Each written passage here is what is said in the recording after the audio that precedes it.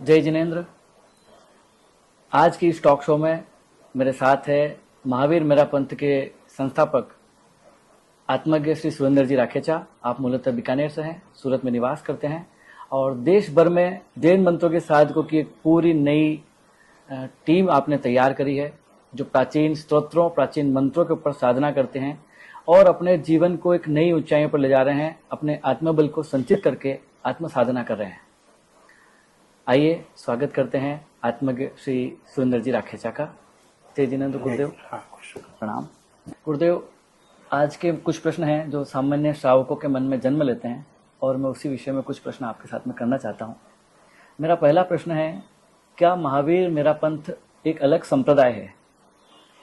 इस संबंध में बहुत स्पष्टता से मैं बताना चाह रहा हूँ कि संप्रदाय का तो मैंने विरोध किया है जी, और जमकर विरोध किया है जी। और ये संप्रदाय के कारण ही हम जैनी एक नहीं हो पा रहे। बहुत से ऐसे किस्से सभी के सामने हैं, परंतु खुलकर कोई बोलता नहीं है जी। जब भी अपने संप्रदाय की बात आती है तो सभी को लगता है कि हमारा संप्रदाय ऊंचा है और अन्य का हमसे कमजोर है। हाँ। और वो दिखाने की चेष्टा भी रहती है जी। उनमें गुरुओं का भी हाथ है और श्रावकों का भी हाथ है। अच्छा। तो ये दोनों जो चीजें हैं वो वास्तव में हमारे संघ को तोड़ रही है और यही कारण है कि कुछ ऐसी बातें भी अभी सामने आई है जी, जिससे स्पष्ट होता है कि ये संप्रदायवाद किसी भी स्थिति में इच्छित नहीं है। ये मेरा मंतव्य है और इसी पर मैं कायम हूँ। जी गुरुदेव। मेरा एक और प्रश्न है, जब श्रावक सामान्य धर्म क्रियाएं करते ही हैं, कोई माला करता है, कोई सामायिक करता है, साधना में ऐसा क्या विशेष है जो जैन मंत्रों की साधना से जुड़ना चाहिए?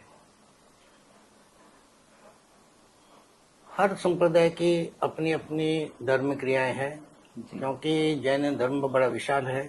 जैसे कि कोई जप करना चाहता है, कोई स्वाध्याय करना चाहता है जी, कोई तप करना चाहता है, कोई वैयावच करना चाहता है जी, कोई साधर्मिक भक्ति उसमें लगा हुआ है, जी, कोई विहार सेवा में लगा हुआ है। ये सारी अलग अलग क्रियाएं। फिर धर्म क्रियाओं में भी हर संप्रदाय ने अपने अपने धर्म सूत्रों का चयन किया है जी, जो उन्हें सही लगा। सारे ही सही है, परंतु जिन्होंने लगा कि इतना आवश्यक है तो उतना उन्होंने अपने श्रावकों को दिया। जी। अब आगे जाकर ये हुआ कि श्रावकों ने ये समझ लिया, उसमें साधुओं का हाथ भी है, कि हमारे संप्रदाय में यही मान्य है, इसलिए हमें दूसरा कुछ देखने की जरूरत नहीं है। जी, बस गड़बड़ी यहाँ पर हुई है। दूसरे संप्रदाय ने जो भी अपनाया हुआ है वो भी धर्म के अनुसार ही है। जी। ऐसा नहीं है कि उन्होंने कुछ अधर्म अपनाया है। हाँ, तो अधर्म तो अपनाया नहीं है, उन्होंने अपनी समझ के अनुसार धर्म क्रिया निश्चित की है अपने संप्रदाय के लिए। जी, तो इसलिए ये दोनों बातें कि यही सही है, हमारा ही सही है, ये गलत है और इसको हमें अच्छी तरीके से समझ लेना चाहिए कि जिसको जो सूटेबल हो अपनी साधना के लिए जी, उसे वो चीज अपना लेनी चाहिए। अब जैसे किसी को म्यूजिक में अपने भजन ही गाने उसको, जी, तो वो भजन गाए, जी, मना नहीं है। अब वो उसको जबरदस्ती नहीं तो तपस्या कर, तो वो तपस्या नहीं कर पाएगा। जी। अब जिसकी बचपन से तपस्या की आदत पड़ी हो तो बिना तपस्या के रह नहीं सकता वो, विशेषकर चातुर्मास में भी तो रह ही नहीं सकता वो। सही। तो वो उसकी आदत पड़ी हुई है, हम्म, उसको ये पता नहीं है कि आत्मबोध मेरा प्रकट हुआ कि नहीं हुआ। वो तपस्या पर स्थित है वो, जी, और दूसरा भजन गाने में स्थित है, और तीसरे दिन भर वो पुस्तकें पढ़ेगा, ग्रंथ पढ़ेगा। वो व्यसन जैसा भी हो गया है। इसलिए साधना जो है वो स्व का मार्ग है, खुद को ढूंढने का मार्ग है। जी, साधना से व्यक्ति में आत्मविश्वास बढ़ता है, जी, उसका स्वास्थ्य भी अच्छा रहता है, नेगेटिव थॉट्स आते नहीं है। जैसे बहुत सारे ग्रंथ पढ़ने वाले वो क्या कर रहे हैं, और नेगेटिव थॉट्स आ गए उनमें कि अभी तो मनुष्य जन्म मिला है, हमने तो कुछ किया नहीं अभी तक, तो कैसे हमारा उद्धार होगा। तो ये बातें फिर आत्म साधना में जिस समय हम आते हैं तो ये सारे थॉट्स अपने अपने पट जाते हैं। तीसरा प्रश्न है गुरुदेव, एक सामान्य श्रावक अगर साधना से जुड़े और शुरुआती तौर पे उसे कौन से मंत्र की साधना करनी चाहिए? सारे श्रावक एक से नहीं है। जी और अभी ये हो रहा है कि सभी श्रावकों को एक सी क्रिया दी जाती है जिस भी धर्म संप्रदाय में वो है। जी जैसे अभी चातुर्मास चल रहा है तो 108 अट्ठाई का हम्म। अभी महोत्सव चलेगा। जी अब क्यों करनी है उसको पता नहीं है, हम्म अब कह दिया इसलिए करनी है, ग्रुप कर रहा है इसलिए करनी है। हम्म इसमें आत्मचेतना का कोई काम नहीं है। आत्म साधना क्या है? जब व्यक्ति स्वयं निर्धारित करे कि मुझे क्या करना है, जी मेरे लिए क्या उचित है, मैं क्या कर सकता हूँ और वो जो बेस्ट कर सकता हूँ, जहाँ मेरा चित्त स्थिर रहे, जहाँ मुझे प्रसन्नता हो, वो कार्य जो भी करे वो उचित है उसके लिए। तो कोई कहे कि तुम ये करो, वो उस पर विचार कर सकता है, अच्छा, ना नहीं है उसमें निर्णायक नहीं है। पर निर्णय, परंतु निर्णय तो खुद को ही लेना है कि मेरे लिए क्या उचित है। गुरुदेव, सामान्यतया ये देखने में आया है कि बहुत जने मंदिर व्यवस्थाओं से दूर हो गए हैं, लेकिन उनके गृह मंदिर में कोई न कोई देव या देवी विराजमान है जो अन्य धर्मों से प्रेरित है या अन्य धर्मों को करते हैं, रिप्रेजेंट करते हैं। ये मंदिर व्यवस्था के बारे में आपका क्या विचार है? मंदिर, एक गृह मंदिर कैसा होना चाहिए? जो जैन मंदिर हमारे हैं, जी उन मंदिरों के विरोध के कारण कुछ संप्रदाय खड़े हुए, जी और वो विरोध उन लोगों का नहीं रहा जो मूलतः मंदिर व्यवस्था में विश्वास रखते थे और रखते हैं।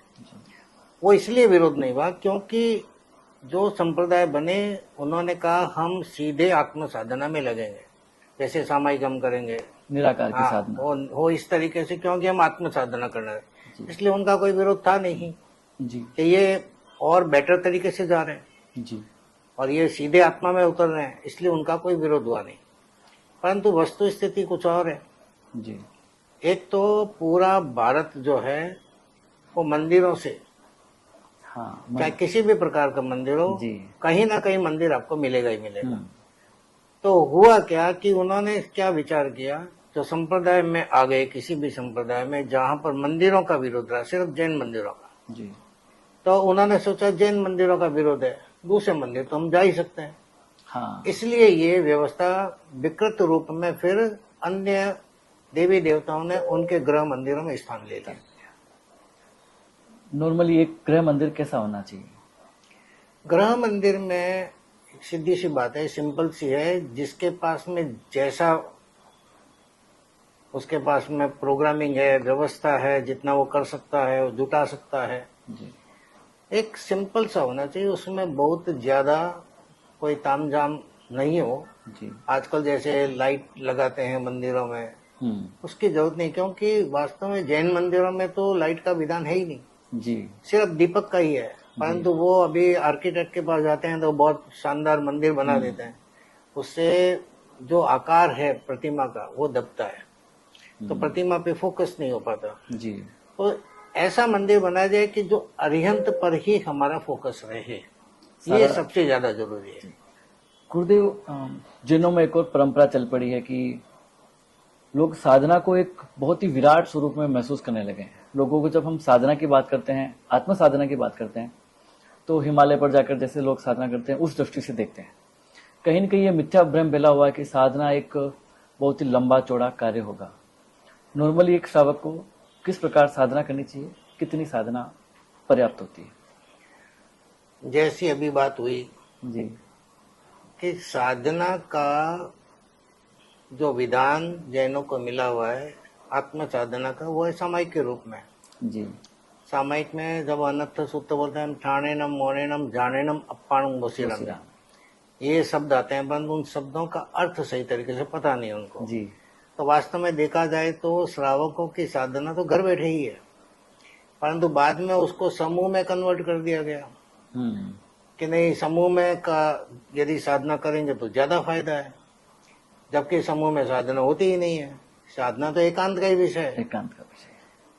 तो वहां से एक तो भटके। जी तो दूसरी बात यह है कि साधना कोई नया शब्द नहीं है जैनों में, जी परंतु आज साधना की जगह सिर्फ बहुत बड़े बड़े कार्यक्रम जो हैं वो लोगों को आकर्षित करते हैं। उनको लगता है ये जोरदार हो गया काम, आडंबर बस आ गया। एक दिन का कार्यक्रम हुआ, दूसरे दिन वापस अपनी जिंदगी में आ सकते हैं। हाँ। तो उनको वो सही लग रहा है, उचित लग रहा है, सरल लग रहा है, जी जबकि उससे प्राप्ति कुछ नहीं हो रही है। गुरुदेव, आज का अंतिम प्रश्न लेते हैं। साधना का सरल स्वरूप बताइए। साधना का सरल स्वरूप जैनों को जन्म से मिला हुआ है, जी परंतु स्थिति ये बन चुकी है कि उन्हें अपनी ही दी हुई जो साधना उन्हें मिली हुई है उस पर विश्वास नहीं है। हम्म, क्यों? क्योंकि उन्होंने जो साधना में रही देव तत्व हैं जी उनके बारे में जाना नहीं। अच्छा जैसे अरियंत के बारे में उन्हें पता नहीं है, जी उनके अतिशयों के बारे में पता नहीं है, हम्म, उनकी वाणी के गुणों के बारे में पता नहीं है। और यदि वो शास्त्र पढ़ते भी हैं तो उनको विश्वास नहीं होता कि ये इतने अतिशय होते हैं उनके। सही है, उनको ऐसा लगता है ऐसा तो दिखने में आता नहीं है, इसलिए उनको विश्वास नहीं होता। बराबर। तो इसलिए घूमकर वो अलग अलग अपने अपने संप्रदाय के गुरुओं तक सीमित हो गए।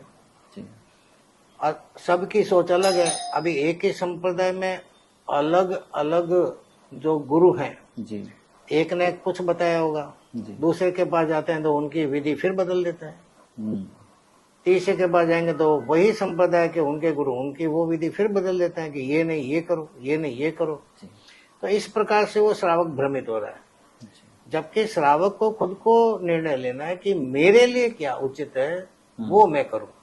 जैसे अब किसी का मन लग रहा है कि मैं तो जाप ही करूंगा, जी अब वो जाप करने का सोचता है तो अब मंदिर वाले गुरु हैं बोलेंगे नहीं मंदिर तो तुम्हें जाना ही चाहिए, मंदिर जाके जाप कीजिए। हाँ तो जाना जरूरी है तुम्हारा। अब यदि किसी ने घर बैठे जाप चालू कर दी, साधना चालू कर दी, अब वो साधु मार्गी से तो साधु बोलेंगे ना गुरु के तो दर्शन करने चाहिए। हाँ तो यहाँ पर वो भ्रमित होता है। जी जब वो स्वयं साधना का मार्ग पकड़ना चाहता है तब संप्रदाय उसे भ्रमित करता है, तो इसे तोड़ने की जरूरत है। और जैसे ही वो संप्रदाय को तोड़ता है और अपनी स्थिति में आता है कि मेरे लिए सही है, जी यदि वो करना शुरू कर देता है उसको परिणाम मिलना शुरू हो जाता है। गुरुदेव, एक प्रश्न और है, तो क्या एक साधारण श्रावक को अपना संप्रदाय छोड़ देना चाहिए? नहीं, संप्रदाय छोड़ने की बात नहीं है। जी अपना संप्रदाय अपना एक ग्रुप है, जी ग्रुप को छोड़कर वो अकेला अच्छी जिंदगी नहीं जी सकता। जी ग्रुप में रहकर ही उसे जो संप्रदाय में या अपने ग्रुप में कुछ विकृतियां आ गई है, विसंगतियां आ गई है, उसके बारे में उसे दूर करना चाहिए। दूर करने का प्रयास करना पड़ेगा। पर दूर कब कर पाएगा? जब साधना का बल उसमें स्वयं प्रकट होगा ना, तब वो दूर कर पाएगा। जी और लोग स्वतः ही साधना जैसे ही करेगा तो वो ओज उसका बढ़ जाएगा जी और लोग उसकी बात से मानना शुरू करेंगे। जी उसके लिए उसे प्रेशर करने की जरूरत नहीं है। जो स्वयं क्रिया कर जो रहा है उसे स्वयं जो उसके चेहरे की प्रसन्नता देखेंगे ना दूसरे लोग, तो स्वतः ही आकर्षित होकर पूछेंगे तुम क्या करते हो, वो बताएगा मैं ये करता हूँ। तो बस इतना ही सोचना है। इसका एक अर्थ ये भी निकला कि लोग अपने संप्रदाय में रह के, अपने ग्रुप में रह के स्वतंत्र बिल्कुल। साधना घर बैठे कर सकते हैं। बस और वास्तव में तो विधान तो वही है। विधान अब वही है। सामायिक क्या है? हाँ। घर बैठे ही साधना करने का विधान है। जी। सब अपने अपने संप्रदाय के अनुसार ही कर रहे हैं, तो छोड़ने की बात कहाँ है? जी कुछ मंत्रों को अपने दैनिक जीवन में प्रकट करके या उनकी साधना करके क्या जीवन में आवश्यक परिवर्तन लाए जा सकते हैं? वो तो जैसे ही साधना हम शुरू करेंगे जी तो तुरंत ही पता पड़ेगा। जैसे कोई मिठाई हमने मुंह में रखी तो तुरंत ही पता पड़ेगा मिठाई है। ठीक है। हाँ जी तो साधना का, परंतु इसके बारे में भ्रम फैला हुआ है जी कि साधना बहुत कठिन है। हाँ साधना कठिन नहीं है। जी उन्होंने कठिन मार्ग चुना इसलिए उन्हें कठिन लग रहा है, अच्छा तो उसे सरल बनाया गया है और वो लोगों को समझ में आ रहा है। गुरुदेव, आज का अंतिम प्रश्न लेते हैं। महावीर मेरा पंथ के साथ हर बार आप जैन मंत्रास का नाम प्रयुक्त करते हैं, उसका क्या पर्याय है?